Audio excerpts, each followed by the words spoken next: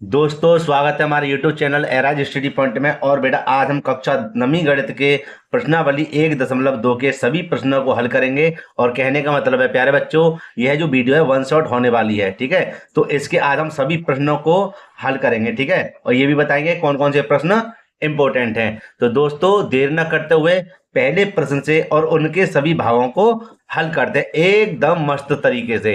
तो जल्दी से पहले प्रश्न को लिख लेते हैं और उसके पहले भाग को, और बेटा फिर इसको पढ़ तो भी लेंगे, ठीक है। तो दोस्तों यहाँ पर लिखा हुआ है प्रश्नावली 1.2 और इसके पहला भाग माने पहले प्रश्न पहला भाग को हम हल करेंगे। सबसे पहले तो प्रश्न को पढ़ लेते हैं। लिखा हुआ है नीचे दिए गए कथन सत्य हैं या असत्य हैं, कारण के साथ अपने उत्तर दीजिए, ठीक है। तो बेटा यहाँ पर पहला भाग में लिखा हुआ है प्रत्येक अपरिमेय संख्या एक वास्तविक संख्या होती है। तो देखो प्यारे बच्चों, दोस्तों, मेरे भाइयों, मैंने आपसे क्या कहा था कि वास्तविक संख्याएं, इसके बारे में मैंने पढ़ाया है प्रश्नावली 1.1 में। तो वास्तविक संख्या क्या होती है? वास्तविक संख्याओं के अंतर्गत ही परमेय संख्या और अपरमेय संख्याएं आती है ना। तो यह जो कथन हमारा कैसा है, सही रहेगा। सही रहेगा, नहीं आई समझ में? तो देखो मैंने आपको यहां पर कैसे समझाया था, देखिए मैंने आपको बताया था वास्तविक संख्याएं, वास्तविक संख्या, और मैंने इस प्रकार इसको दो भागों में तोड़ा था। क्या तोड़ा था जी? एक होती है परमेय संख्याएं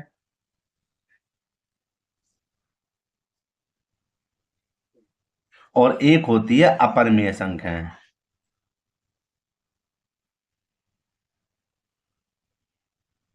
तो परमेय संख्या और अपरमेय संख्याएं किसके अंतर्गत आती है? वास्तविक संख्या के।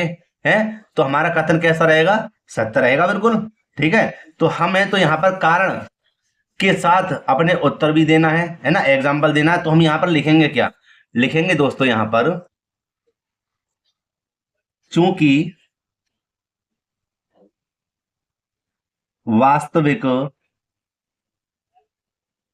संख्या, वास्तविक संख्या के अंतर्गत ही अपरमेय संख्या संख्या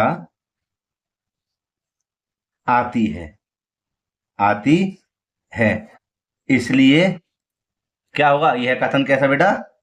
सत्य है, सत्य है। और यही हमारा बेटा क्या रहेगा? आंसर रहेगा। कोई परेशानी तो नहीं है, हो भी नहीं सकती। क्यों? मैं आपको फिर से समझाता हूं कि देखो बात चल रही है क्या कि प्रत्येक अपरिमेय संख्या एक वास्तविक संख्या है। तो हम कह देंगे हाँ जी सत्य है। क्यों सत्य है? क्योंकि वास्तविक संख्या के अंतर्गत क्या आता है? अपरिमेय संख्याएं, है ना। अपरिमेय की बात करें तो अपरिमेय की चलो समझाता हूं, और अपरिमेय संख्या भी वास्तविक संख्या के अंतर्गत आएगी। यहां पर देख लीजिए, ठीक है। वास्तविक संख्या क्या है? दो भागों में तोड़ दिया, परमेय और अपरमेय। अगर परमेय के लिए भी पूछता तब भी सत्य रहता, अपरमेय के लिए पूछा तो भी सत्य है, ठीक है। ठीक है, क्लियर है ना?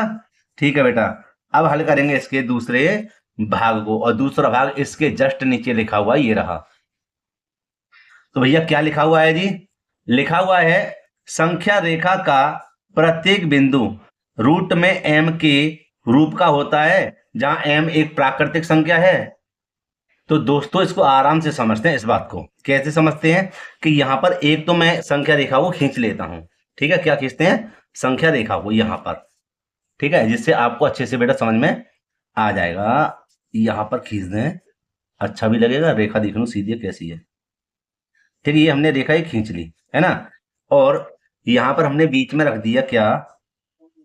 0 1 2 3 4 5, ऐसे ही माइनस का 1, माइनस का 2, माइनस का 3, माइनस का 4, और आगे तक लिख सकते हो। आप सभी को पता है ये जो राइट हैंड है ये प्लस के होते हैं, उधर वाले कौन से होते हैं? माइनस के होते हैं, ठीक है। तो यहां पर हम सीखेंगे क्या कि संख्या रेखा का प्रत्येक बिंदु रूट अंडर रूट मतलब अंडर रूट में m के रूप का होता है। वैसे तो ये असत्य है, लेकिन मैं आपको क्लियर कर दूं क्यों है कि आपने संख्याओं को देखा होगा, और मैंने आपको पढ़ाया भी था। पढ़ाया था क्या, कि संख्या दो प्रकार की होती हैं। कौन कौन सी होती हैं, पहले मैं दोबारा बता दूं। मैंने प्रश्नावली 1.1 में पढ़ाया था क्या, कि संख्या दो प्रकार की होती है, एक वास्तविक संख्या और एक होती है काल्पनिक संख्या। कौन सी होती है, काल्पनिक संख्या। तो वास्तविक संख्या के अंतर्गत तो ये दोनों आ गई, लेकिन काल्पनिक संख्या कौन सी होती है, मैंने पढ़ाया है, छोड़ा नहीं है उसको। काल्पनिक संख्या में आता है हमारा क्या, कोई भी चीज माइनस में हो, कोई भी चीज माइनस में हो, रूट में है, रूट में आ जाए, ये सभी काल्पनिक संख्या के अंतर्गत आती हैं, समझे। तो इसीलिए यहां कर अगर मैं वास्तविक संख्या को लूं, अगर वास्तविक संख्याओं को लूं तो ये सभी हमारी वास्तविक संख्या होंगी, ठीक है। सॉरी, इधर नहीं, इधर वाली। कैसे कि अगर मैं इसको रूट में ले लूं तो ये कैसी है वास्तविक संख्या में, एक, और एक का वर्गमूल क्या होता है, एक। कैसी संख्या है, परमेय संख्या है। कैसी संख्या है, परमेय संख्या है। अगर मैं इसको अंडर रूट 2 में डाल दूं तो कैसी होगी ये, अपरमेय संख्या। कैसी होगा, परमेय संख्या। और अपरमेय संख्या किसके अंतर्गत आती है, वास्तविक संख्या के। किसके अंतर्गत आती है, वास्तविक संख्या के। ऐसे में ले लो अंडर रूट 3, तो ये भी एक अपरमेय संख्या है। तो परमेय और अपरमेय, परमेय और अपरमेय दोनों किसके रूप में आएंगी, वास्तविक संख्या के। लेकिन अगर मैं इसको रूट में माइनस का 1 ले लूं तो मैंने आपको अभी क्या बताया था, कि अगर रूट में माइनस का आ जाए 1, माइनस के 2, माइनस के 3, या कोई भी चीज आ जाए, वो कैसी संख्या होती है, काल्पनिक संख्या होती है। इसीलिए इसीलिए संख्या रेखा का प्रत्येक बिंदु अंडर रूट m के रूप का नहीं होता, समझे, m के रूप का नहीं होता। तो हम यहां पर लिख देंगे क्या, चूंकि संख्या रेखा का प्रत्येक बिंदु अंडर रूट m के रूप का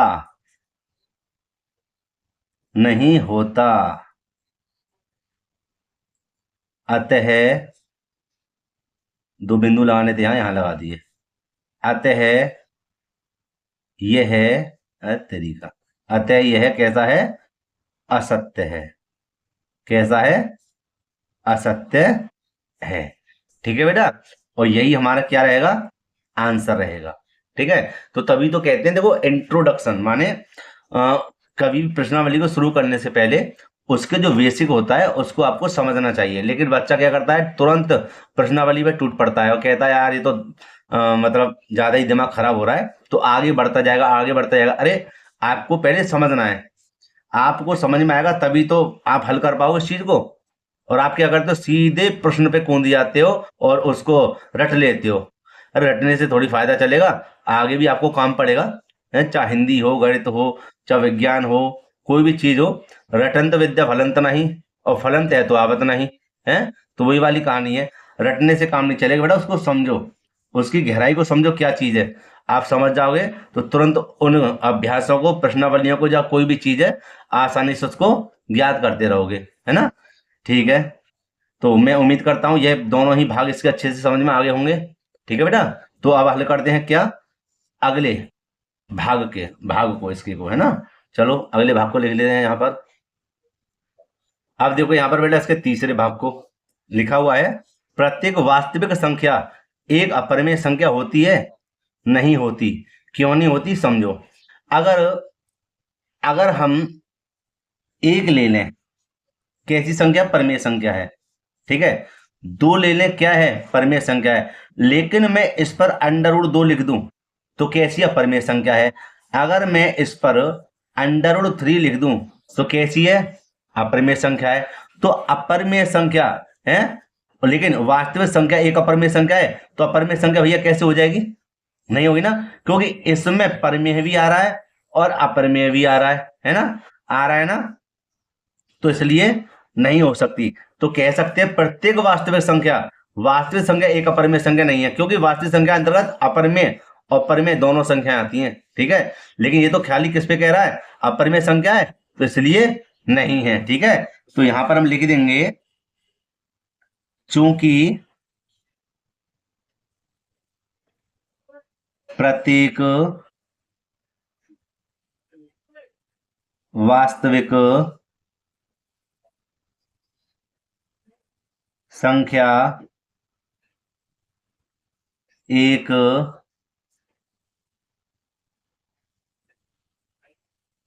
अपरिमेय संख्या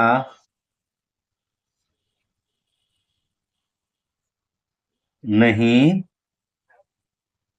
होती। सभी सभी लेके चलेंगे, सभी सभी, ठीक है, इसके अंतर्गत जो आती हैं। इसलिए यह असत्य है। इसलिए यह कैसा है? असत्य है बेटा। ठीक है, कोई परेशानी तो नहीं है? ठीक है, और उम्मीद करता हूं यह भी प्रश्न आपको अच्छे से समझ में आ भी गया होगा। ठीक है बेटा, तो अब हल करते हैं इसके दूसरे प्रश्न को। और अगर कोई डाउट हो तो मुझे कमेंट करके बताना। और हाँ, चैनल को जरूर सब्सक्राइब कर लेना अगर वीडियो अच्छी लगी हो तो, और लाइक भी बेटा करते चलना, है ना। बहुत ही मेहनत के साथ वीडियो बनाता हूँ। ठीक है बेटा, तो चलते हैं इसके दूसरे प्रश्न की ओर। तो अब देखिए बेटा, यहाँ पर दूसरा प्रश्न बहुत ही सरल प्रश्न है, देखने में काफी बड़ा लग रहा है। बहुत ही सरल प्रश्न है, देखिए कैसे इसको हल करते हैं। कि सबसे पहले लिखा हुआ है, क्या सभी धनात्मक पूर्णांकों के वर्गमूल अपरिमेय संख्या होते हैं? यदि नहीं तो एक ऐसी संख्या के वर्गमूल का उदाहरण दीजिए जो एक परिमेय संख्या है। तो देखो, पहले से ही बता दूं, यह जो कथन है असत्य है। क्यों असत्य है? क्योंकि क्या सभी धनात्मक पूर्णांक, धनात्मक है, ऋणात्मक नहीं, धनात्मक पूर्णांक के वर्गमूल अपरिमेय संख्या होते हैं? देखो यहाँ पे ध्यान दो कि धनात्मक, जैसे मैंने √1 ले लिया, ये वर्गमूल ले लिया है, और इसका निकाला मैंने रूट में, तो क्या आएगा? एक ही आएगा। क्या आएगा? एक ही आएगा। अगर मैं √2 लूं तो इसका वर्गमूल नहीं होता है, और मैं आगे लूं √3 लूं, उसका ना होता। लेकिन अगर मैं √4 लूं तो उसका वर्गमूल क्या होगा? 2 होगा। तो मैंने आपको क्या बताया था कि ये तो भैया परिमेय संख्या आ गई है, ये आ रही है कैसी? अपरिमेय संख्याएं। तो भैया वो तो ये कह रहा था कि जिनके हम वर्गमूल लेंगे वो सभी अपरिमेय होते हैं। ऐसा तो हो ही नहीं सकता। क्यों ना हो रहा? क्योंकि कोई तो परिमेय आ रहा है, कोई अपरिमेय आ रहा है। आ रहा है ना, आ रहा, इसलिए यह कथन कैसा है? असत्य है। समझे? और क्या कह रहा था कि तो एक ऐसी संख्या के वर्गमूल का उदाहरण दीजिए जो एक परिमेय संख्या है। तो भैया दे देंगे, √4 को ले लो। कैसी संख्या है? परिमेय संख्या है। √4 परिमेय क्यों? क्योंकि अगर मैं √4 का वर्गमूल निकालूं तो क्या आएगा? 2 आएगा। अगर मैं कोई ऐसी और संख्या ले लो, 49 ले लो, अंडर में कैसी आएगी? 7 निकल कर आएगी। और कैसी संख्या होगी? परिमेय संख्या होगी। ठीक है, तो इसलिए हम क्या लिख सकते हैं? इसलिए लिख सकते हैं हम कि सभी धनात्मक पूर्णांकों के वर्गमूल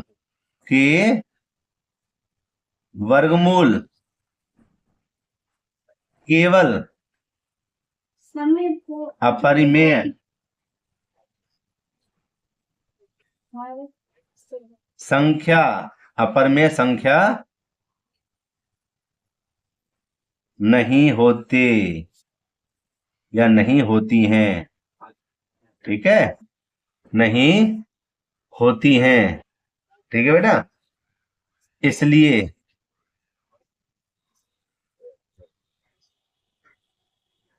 यह है असत्य है। कैसा है? असत्य है। और अगर हम इसका एक एग्जाम्पल लें, उदाहरण लें, तो कह सकते हैं √4। क्योंकि कैसी संख्या है? अंडरवुड में ले रहे हैं, जबकि अंडरवुड एक अपरिमेय संख्या होती है, लेकिन अंडरवुड में यही भी आ रही है। लेकिन इसको हम सरल करेंगे तो क्या हो जाएगा? 2। और कैसी है? एक परिमेय संख्या है। तो आप लास्ट वाली लाइन को देख भी सकते हैं। कह रहा था तो वर्गमूल का उदाहरण दीजिए। ये ले लिया हमने वर्गमूल, और उसके वर्गमूल का हमने उदाहरण तो दे दिया, लेकिन जो एक परिमेय संख्या है, तो हाँ भैया परिमेय संख्या निकल कर आ गई। ठीक है, कौनो दिक्कत तो नहीं, हो भी नहीं सकती। ठीक है, तो मैं प्यारे बच्चों उम्मीद करता हूं यह प्रश्न आपको अच्छे से समझ में आ भी गया होगा। ठीक है, तो आप इस दूसरे प्रश्न को इम्पोर्टेंट कर लेना, ठीक है। कभी कभार ये पेपर में आ जाता है। तो अब हल करेंगे इसके प्रश्न संख्या 3 को, ठीक है बेटा। तो तीसरे प्रश्न की ओर चलते हैं जल्दी से अब। तो दोस्तों यहाँ पर मैंने तीसरा प्रश्न लिख दिया है, ठीक है। और देखो तीसरा प्रश्न कैसे इसको हल करेंगे पहले पढ़ लेते हैं। लिखा हुआ है, दिखाइए कि संख्या रेखा पर √5 को किस प्रकार निरूपित किया जा सकता है, ठीक है। तो √4 का मान पहले मुझे बताओ क्या होता है। √4 का मान होता है हमारा 2। तो जाहिर सी बात है कि √5 का मान इससे थोड़ा सा बड़ा होगा। होगा ना, होगा, होगा, ठीक है। तो देखो अब हमें क्या करना है, सबसे पहले हमें इसको हल करने के लिए काय की आवश्यकता होगी। प्रकाल की, पेंसिल की, स्केल की, पैमाने की, और एक चांदी की, ठीक है। ये रहा, इसकी सहायता से बेटा इसको हल करेंगे। कैसे हल करेंगे आइए देखते हैं और समझते हैं इसके बारे में। सबसे पहले एक रेखा खींच लेते हैं। और कैसी रेखा, धनात्मक पूर्णांक होने चाहिए, ठीक है। देखो कोई भी एक रेखा ले लेते हैं, यहां से इधर से कर लेते हैं, और ये हो जाएगा, ठीक है। तो ये हो गया, ठीक है बेटा, यहां से है ना। और एक एक इकाई के हिसाब से, एक एक इकाई के हिसाब से नंबर या रेखा दर्शाते हैं ऐसे करके, ठीक है। बाद में इसको खींच लेंगे ना, ठीक है।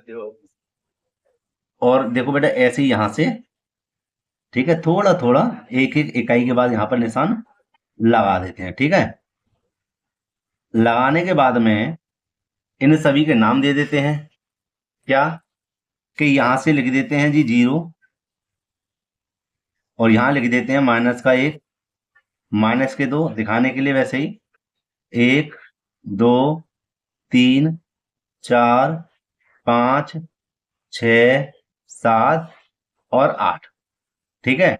तो हमने क्या कहा था, इसका मान √5 का भाई थोड़ा बहुत तो ज्यादा होगा, जैसे कि है हमारा 2√2। तो 2 तो है ही है, इससे बड़ा ही होगा, ठीक है। तो हम क्या करेंगे, इसके इसके 2√2 माने 2√2, 1 और 2, यहां तक एक सीधी रेखा खींच लेते हैं। देखो अच्छे से समझ लेना, कोई डाउट हो तो मुझे बताना, मैं बहुत ही सरल तरीका और हटके बता रहा हूं आपके लिए। देखो और इसको कर देंगे गहरी लाइन, यहां से ये रहा, ठीक है। ये रहा, आपको दिख रहा होगा, यहां तक 2 इकाई तक, ठीक है। 2 इकाई तक हमने यहां पर रेखा खींच ली। और हम इस इकाई पर क्या करेंगे, 90 अंश का कोण ले लेते हैं, ठीक है। तो कोण तो आपने बनाए ही होंगे, ठीक है। तो ये हमने क्या करा, 90 अंश का कोण, यहां पर ध्यान देना, ऊपर मतलब खाली आपको निशान लगाना, समझना है, ठीक है। ये तो हम क्या करेंगे, हम ये थोड़ी है कि हम यहां से लेके यहां तक की रेखा खींचेंगे ना, यहां तक रेखा नहीं खींचेंगे, ठीक है। हमें क्या करना है, हमें एक इकाई तक रेखा खींचनी है। समझ में आया नहीं आया बेटा। तो हमें क्या करना है, हमें यहां से यहां तक मिलाना नहीं है, हमें खाली एक इकाई तक मिलाना है।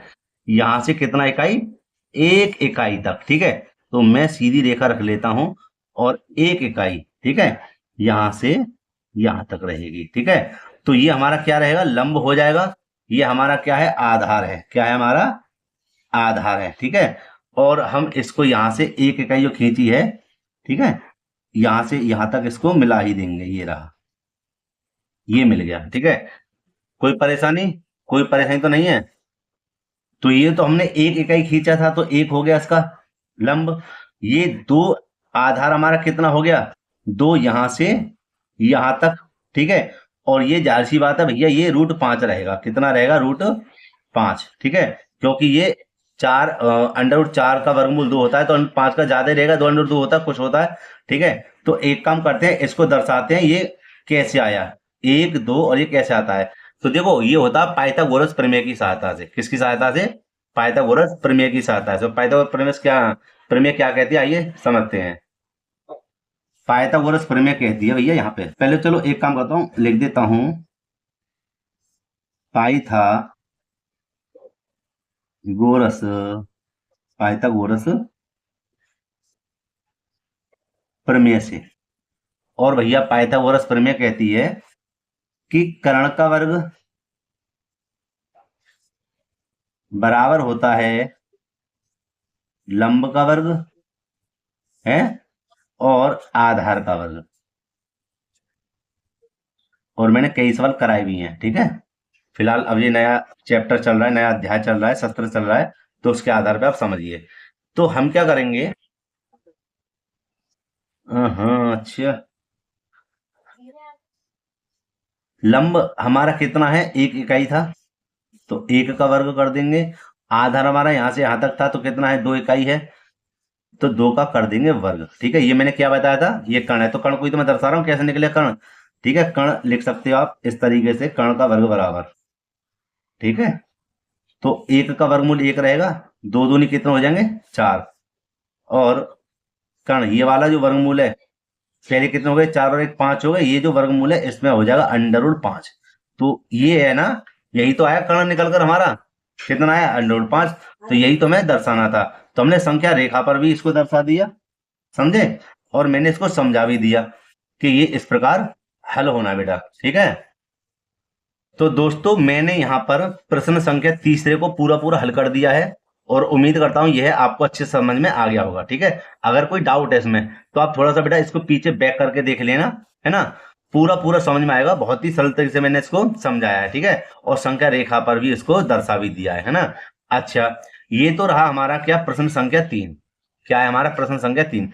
इसी के आधार पर एक चौथा प्रश्न है, एग्जाम में नहीं आता है, एग्जाम में नहीं आता है, लेकिन मैं एक काम करता हूं, पहले आपको यहां पर दिखाई देता हूं। ठीक है, जैसे कि ये रहा प्रश्न संख्या हमारे चौथा, यही तो है। चलो इसको थोड़ा ओपन कर दें। ठीक है, ये रहा, है ना। तो मैं पहले इसको थोड़ा बड़ा कर दूं। तो यहां पर हम देख रहे हैं क्या, कि कागज की एक बड़ी शीट लीजिए और नीचे दी गई विधि से वर्ग मूल सर्पिल की रचना कीजिए। तो देखो, ये जो मैंने तीसरा प्रश्न बताया है, ठीक इसी के आधार पर है। इससे हमें क्या होगा, √2, √3, √4, √5 है, 7, √7, सब रे अंडर वाले चीज जो है, वर्गमूल वाली चीज है, वो हम इसको निकाल सकते हैं। ठीक है, तो हमें किस किस की आवश्यकता होगी, पहले हमने बता ही दिया है, चांदे की, पैमाने की, प्रकाल और पेंसिल की आवश्यकता रहेगी। तो इसी के आधार से, माने इसी के माध्यम से हम इस वाले प्रश्न को हल करने जा रहे हैं बेटा। चलो जल्दी से इसको हल करते हैं एक साफ पेज पर। तो चौथे प्रश्न को बच्चों यहां से इसको हल करेंगे। क्या करेंगे, सबसे पहले पैमाने की सहायता से, किसकी सहायता से, पैमाने की सहायता से। पहले मैं थोड़ा इसको छोटा कर दूं बच्चों, रेखा लेंगे, और रेखा हमारी कैसी रहेगी, बड़ी नहीं रहेगी, मात्र 1 इकाई। यही तो समझने वाली बात है चैप्टर में, मात्र 1 इकाई। तो 1 इकाई हमारा कहां दर्शाएगा, ये देखो यहां से, समझे ना समझे, इतना बस, इतना ही रखना। ठीक है, 10 और 11 यहाँ पे जो भी हो हमारा, यहां से 1 इकाई रहेगा। ठीक है, ये रहा। अब हमें क्या करना है, इस वाली रेखा पर हमें 90 अंश का बनाना है कोण। कितने अंश का, 90 अंश का। तो देखो, हर एक चीज आपको समझने की दे दी है। ठीक है, अच्छे से आप हल कर लोगे ये। ठीक है, कोई भी डाउट हो मुझे बताना, वैसे होगा ना। ठीक है, ये हमने क्या करा, यहां पर हमने लगाया एक निशान चिन्ह। ठीक है, और हम क्या करेंगे, इसको 90 अंश पर दर्शा दिया। लेकिन हम पैमाना तो यहीं पर रखेंगे, स्केल यहीं पे रखेंगे, लेकिन हम क्या करेंगे, इसको भी 1 इकाई करेंगे, जैसे हमने अभी उस सवाल में करा था। ठीक है, ठीक है बेटा, कोई परेशानी तो नहीं आ रही आपको। चलो ऐसे समझो। ठीक है, थोड़ी लाइट भी होगी होगी अब। अच्छा, यहां पर हमें क्या करना है, हमें यहां पर मात्र 1 इकाई ऐसे करके, ठीक है, रेखा खींचनी है। ठीक है, तो अब हमें क्या करना है, अगला कार्य, अगला कार्य ये है, ध्यान रखना ज्यादा ना जाए, इतना ही रहे। ठीक है, और हमें इसको इससे मिला देना है, इससे इसको मिला देना है, मिल गया। अच्छा जी, ये हमारा रहेगा 1 इकाई, और ये भी रहेगा 1 इकाई। अभी हमने पाइथागोरस प्रमेय की सहायता से प्रश्न संख्या 3 में यहां पर √5 को समझा था। क्यों, क्योंकि यहां पर 2 था, और यहाँ पर 1 था, तो 2 और 2 4 और 1, 2 और 2 4 और 1 5 हो गए थे, रूट 5 आया था। लेकिन यहाँ पर 1 एकम 1 और 1 एकम 1, 1 और 1 कितने हो जाएंगे 2, और वर्गमूल इस पे चढ़ेगा तो कितना हो जाएगा रूट में 2, कितना आ जाएगा रूट में 2 आ जाएगा। ठीक है, अब हमें क्या करना है, अब हमें चांदा लेना है। ठीक है, और यहां पर ऐसे करके, कैसे करके, ऐसे करके, ठीक है, इसके आधार पर हमें फिर 90 अंश का कोण लेना है। कितने अंश का, 90 अंश का। ठीक है, तो इसके बाद में अब देखिए हमें करना क्या है, तो इसको कर दूं मैं साइड में। ठीक है, और हमें क्या करना है, वही जो मैंने समझाया था आपको, यहां से सीधी रेखा हो जा, ये रहा। ठीक है, और हमें एक ही इकाई लेना है। कितना इकाई लेना है, एक इकाई। ठीक है, अब ये देखो ज्यादा चला गया ये, पहले मैं इसको मिटा दूं, है ना। ये देखिए, एक ही इकाई लेंगे। कितनी इकाई लेंगे, एक ही इकाई। ठीक है, और अब हम इसको इससे मिला देंगे, इसको इससे मिला देंगे। ठीक है, तो ये जो रूट यहां पर आ रहा था, ठीक है, अब हमारा ये जो मान रहेगा कौन सा वाला, ये वाला, ये हमारा √3 रहेगा। क्या रहेगा, √3। तो यहां पर लिख देते हैं छोटे से में √3। ठीक है, इसी प्रकार बढ़ते हुए चलेंगे। अब हमें क्या करना है, अब हमें फिर लेना है 90 का कोण, तो देखिए, तो ये करेंगे यहां से। ठीक है, ये रहा। ठीक है, अच्छे से समझ लेना इसको। और कहाँ बना, ये आया। ठीक है, और यहीं से लेंगे।